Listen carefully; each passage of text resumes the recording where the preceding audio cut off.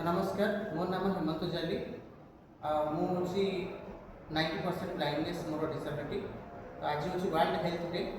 तो ये अवसर में नियति फाउंडेशन तरफ गोटे आमर ये फ्री हेल्थ चेकअप कैंप जो कि आम मैंने आमर आई टेस्ट करुचु एवं आम बॉडी अन्य सब किसी टेस्ट कर बीपी सुगर ये सब।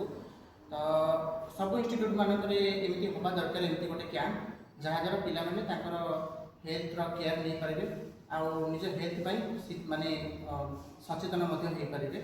तो मुझे निजर बर्तमान पेट चेकअप कराई आउ सार मेडिसिन लिखिं। तो यह सब आपण मैंने भी हेल्थ चेकअप करूँ निजर आप डेली हेल्थ को आप physical health with mental health को आप प्रॉपर केयर दिखाँ।